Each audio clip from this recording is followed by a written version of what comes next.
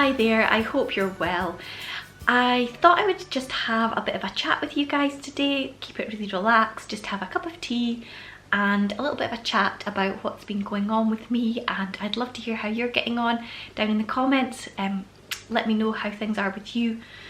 We are still in the midst of lockdown of sorts in the UK.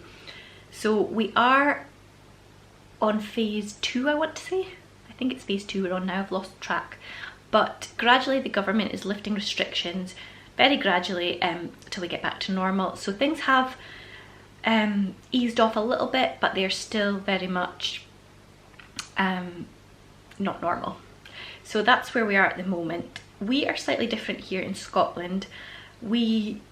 Our rules and regulations and everything are decided by Nicola Sturgeon. So a bit Sean Connery there. So Nicola, as if I know her. Nicola, I don't know her. I think she listens to what Boris has to say. Boris Johnson, again, I don't know Boris. I don't know why I'm calling them by first names. But, oh, I just snorted. This video is not going well. So Nicola Sturgeon, as far as I can work out, listens to what Boris Johnson is going to be doing for the country, and she makes a decision for what she wants to happen in Scotland. So things are slightly different here. I believe in England they are doing like bubbles, I think that's what they call it, where you can have like a bubble of people, a certain amount of people in your sort of bubble that you can meet up with, and it can be friends or family or whatever. We are not doing that at the moment. What we are allowed is to meet people, but only in our gardens. I think you guys are allowed to meet, I'm saying you guys, I think people down in England, if you're from England, you can tell me, but I think you guys are allowed to meet up in each other's homes. We are not allowed to do that yet. We are only allowed to meet up in gardens. We're allowed to meet up with up to 2 other families, so we can meet 1 or 2 other families, but a maximum of 8 people, I think that's how many. So like we have 5 people in our family anyway, so the chances of us being able to meet up with 2 other families is slim, because there's already 5 of us taken up, so we can only meet like a few other people. So far we've been meeting like 1 family at a time. Like I'll have a friend and her kids come over to the garden and we'll do like a socially distanced play date, and the kids are really good at it. They know what they're doing and it's brilliant, and it means that we get catch up, the mums, we get a chance to talk, and it just helps things seem a little bit more normal for a little while. So that's nice. One downside is that I have terrible hay fever, like the worst hay fever, which is why I have my glasses on today. And as soon as this video is finished, I will be removing my eye makeup because my eyes are so itchy and I just want to rub them all the time. So I'll be removing my eye makeup once this video is finished. I'm not wearing my contact lenses today. But yeah, meeting in the garden isn't ideal for me because of my hay fever.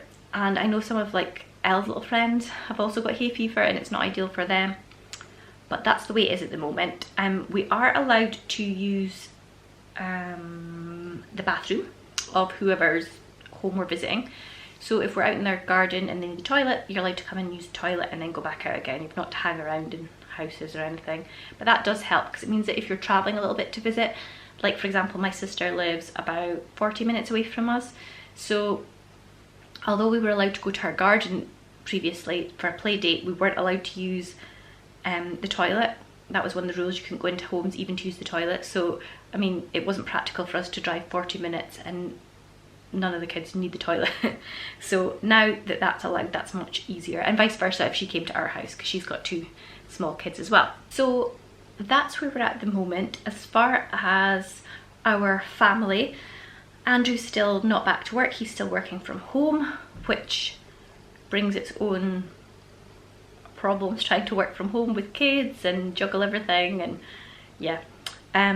And of course the kids aren't back at school or nursery, so everybody is together 24/7 in the same house, and there's no clubs on, there's no like after school activities, you can't go to a coffee shop or just go shopping in a regular shop. Kids still can't go into the supermarkets. It's really 1 person at a time in the supermarket, which makes it quite difficult because it means that I can only go when Andrew's not working. or he can go, but one of us has to be at home with the kids because they're here all the time because there's no school or nursery. So it is, although things have eased off a bit, it still is a bit of a struggle. We have adapted and we've kind of got used to it now, but it's certainly not back to normal, and life's still hard. And I have to admit, I have struggled, especially the last couple of weeks. I have found that I've been struggling a bit with my mental health. It's something that I struggle with anyway, but I've just found it really hard at the moment, because I think normally everyone's at school and work and I'm getting on with things, and if I am struggling with my mental health, it's not as obvious because I'm just having to get on with things and everyone else is doing their own thing. But I think when you're all in the same space all the time, everything feels magnified, and there's no escape from, like, there's nowhere I can go to just be on my own for a little while because everyone's here all the time. So yeah, I have been struggling a little bit, and I don't really like to admit that as such, but because it does feel very vulnerable to say that, but I wanted to share that with you because I thought if anyone else is struggling, then I don't want you to feel like you're the only one. If you're finding things hard and struggling with your mental health, you won't be alone. There'll be lots of us that are, I'm sure. So yeah, I have been struggling a bit. I do feel like I'm coming out the other side a little bit now. And I'm going to talk a little bit about what I feel has helped me to get to there. I did want to touch on, since I last made a video, there was the awful event, I don't know if you'd call it that, the murder of George Floyd in America, which was just awful. I mean, just awful. And after that was publicised so widely, I think more stories were sort of brought to light. I mean, this isn't a new thing that's happening, this has been happening for a long time, but I think that finally the media is shining a light on this problem of racism and how people of colour are being treated. And yeah, we're hearing more and more stories coming to light of awful things that have happened, similar to what happened to George Floyd, but also, like, there's a huge scale. I mean, I could talk about this, I could do a whole video on this, but it's not, I don't feel qualified to talk about it as such, but there's a huge scale, like, of racism. And one thing that I'm learning, I'm probably going to make mistakes, I probably do make mistakes, I'm trying to be better, I'm trying to learn, I'm trying to be more aware. I think that's the least we can do. I mean, it's so upsetting hearing all these things, but I'm lucky. I realise my white privilege, that I am only having to hear about these things. I'm not having to live them. I mean, I don't have to live my life in fear of how I'm going to be treated because of the colour of my skin. So I feel incredibly lucky about that. But I mean, it's so upsetting to hear all these things, and I mean, I have cried over many of the stories, and yeah, that's really affected me too, hearing all those things, because it is so upsetting. And not just hearing the things that are happening, but also I find it really upsetting when I hear people being racist. The thing that I find really hard is when people say, I'm not racist, but, or they say I'm not a racist and then they go on to say something that is racist. I find that more upsetting when someone thinks that they're not being racist.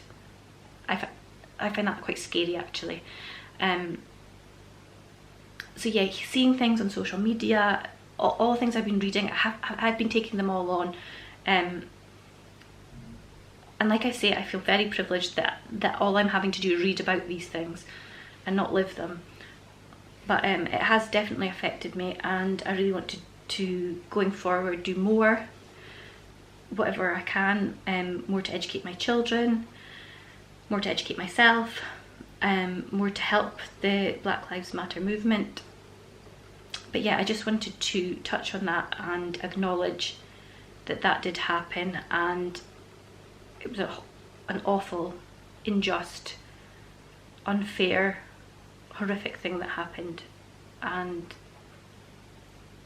yeah, it's something that I'm glad is being talked about.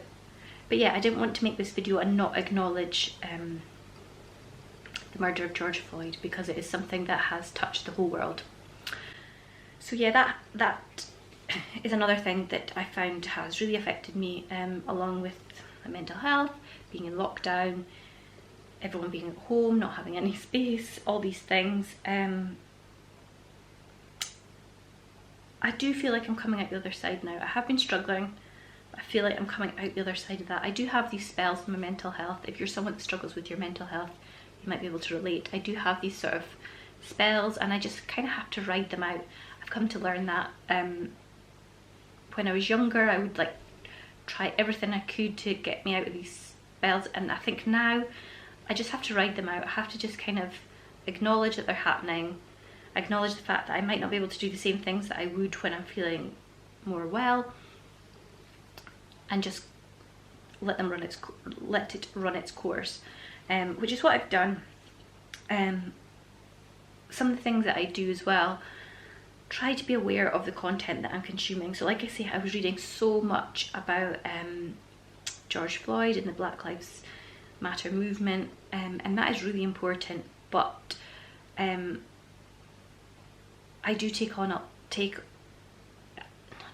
that's not the right word, but I do feel it. I feel angry, I feel upset, I feel frustrated, and there comes a point when I do have to sort of step away from social media and have that little break for my own sanity. Also, there can be a lot of negativity on social media, so yeah, and also there's the whole comparison thing. I'm generally not that bad for comparing myself to others on social media, but I mean, it's hard not to ever do that. So yeah, be aware. I've been really aware of the content I'm consuming. I've been consuming content that uplifts me and makes me feel good, and from people, like-minded people. I'll list a few of the channels actually below that I've been enjoying watching that I find really uplifting, because there's too many to mention right now, but I'll list some of them in the description box in case you want to check them out. But just, I've been watching a wide variety of content, but just like nice people with nice views on the world, a nice outlook to life. Yeah, that's what I've been enjoying watching. I've also, in my last video that I made, it was all about, it was a planner video, and I have been doing a lot more journaling, and I've been finding that really helps, being able to put my thoughts down on paper. It's quite cathartic, and I just feel like I've got them all out my head, down onto paper, and it almost lets me sort of release that emotion that goes with them. So I found journaling really helpful. In my last video, I mentioned that I was going to be trying to make some planner stickers to go along with my planning videos. So that has been a big thing for me over the last few weeks as well. I have been doing loads of research into creating planner stickers. There is so much to it, more than I ever realised, from the printers you need, the machines for cutting stickers, the software for creating them. I'm really keen to do my own designs, to create my own designs for stickers, and to do that, most people that I follow online that create stickers from their own designs use the software Procreate, which is only available for the iPad. You can't get it on my laptop or on the MacBook or on your phone or anything like that. You've got to have an iPad. 2 seconds. Sorry, I need a drink of tea there. I've been speaking so much. This might be a long video. So I did a lot of research into that, and eventually I decided to invest in an iPad. And it might sound really ridiculous because a lot of houses just have iPads, several iPads in their house, like for their kids and stuff, and we don't have one in our house. So I made the decision to invest in one of those. So I've got mine here, and it has become my baby. I love it, and it's mine. It's just mine. I've said to the girls, it's for work, No one else uses it, it's just mine. And I invested in a nice cover for it, and I needed a pen because I was going to be doing drawing on it, and I ended up investing in the proper Apple pen. And I've also got on my iPad, I don't know if you can see, but it's got like a, I'll try and put it close up so you can hear. I've got this cover on it, it's like a screen protector cover thing, but it makes the iPad feel like paper when you're drawing on it. So when I use my pen, it's like I'm drawing on paper. It's really cool. And I also paid for the Procreate app. So I've been spending a lot of time doing illustrations and yeah, figuring out how to use Procreate, because that was a huge learning curve in itself. And learning how to make stickers, which is really, really tricky, because you've got to work out layouts, you've got to work out how to have your stickers print in a good enough quality, that they're not pixelated, that the images come out clear, that the colour's right, and what kind of paper to print it onto, all these different things. So I'm not there yet, I'm not in a position yet that I can release stickers available to buy or anything like that. I'm still learning. I wouldn't do it until I knew that they were good enough quality and I was happy with them.